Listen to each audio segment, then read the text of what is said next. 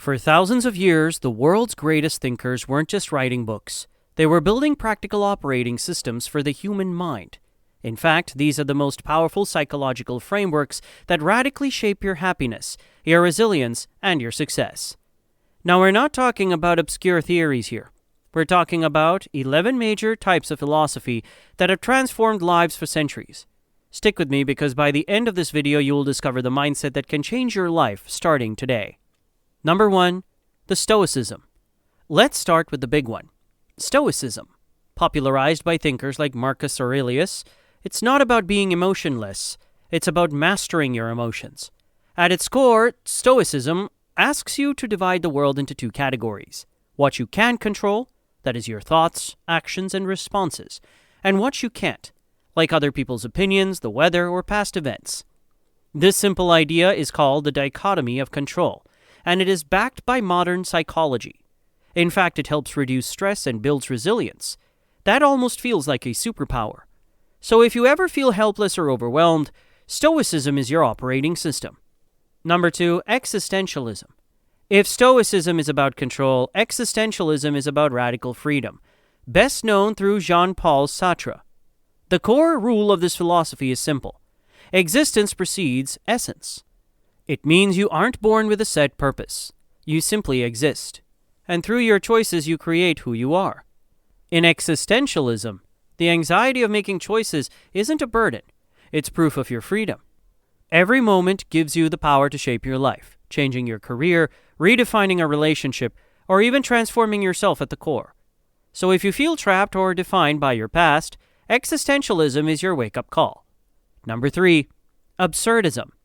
This is where we get a little darker. Absurdism, developed by Albert Camus, is the belief that the universe has no objective meaning, purpose, or intrinsic value.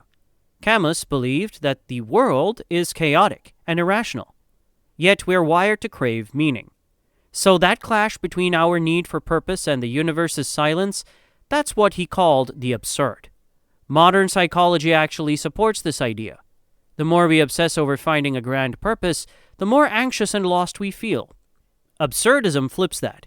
Instead of searching for meaning, we create it ourselves, through love, curiosity, creativity, and the little moments that make life worth living. So if you're paralyzed by the need for purpose, absurdism is your permission slip to live. Number 4 is utilitarianism. Do you ever find yourself asking, what should I do? Well, thinkers like John Stuart Mill offered a simple, powerful answer through utilitarianism. The idea is simple. The right action is the one that maximizes happiness and minimizes suffering. It's basically the ultimate good versus bad equation, guiding you to look beyond yourself and consider the greater impact of your choices. Whether it is about a job, a habit, or a project, just ask yourself, which choice creates the most good for the most people? So if you struggle with ethical decisions or feel your actions are insignificant, utilitarianism provides a powerful direction. Number 5 is pragmatism. Championed by William James, this American-born philosophy cuts through theory with one simple question: what are the practical consequences? Yes, in pragmatism, truth is measured by results. Thus, if an idea or belief doesn't lead to real positive results in your life, then it's simply not true for you.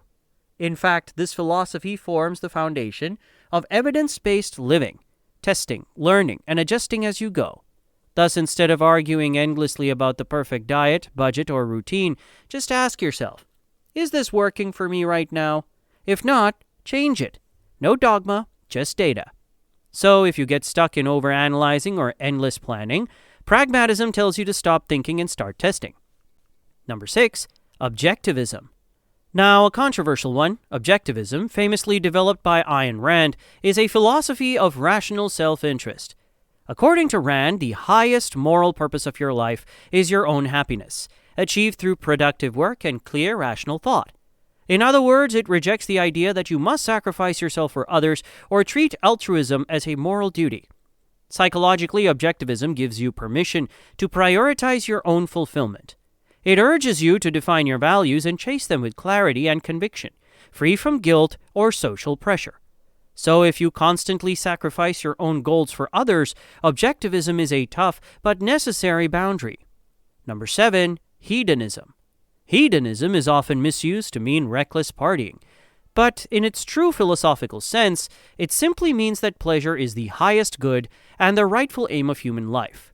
It challenges society's obsession with constant sacrifice and delayed gratification, urging you to find joy in the present rather than endlessly chasing it in the future. Modern positive psychology actually supports this idea. Being aware of and appreciating the pleasure in each moment improves well-being, and hedonism turns that principle into a philosophy for living.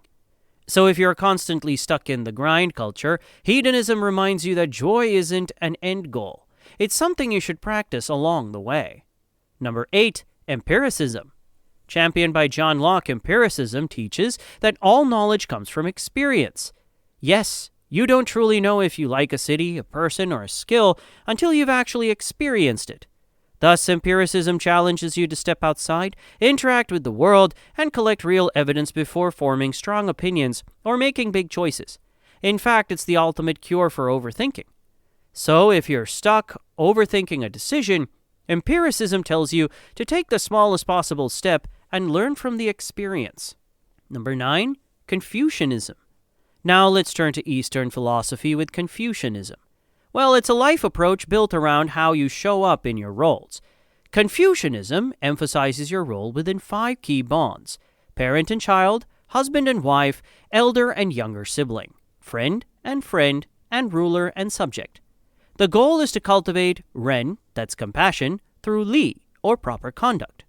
Modern research shows that people with strong social roles and community ties tend to live longer and feel happier.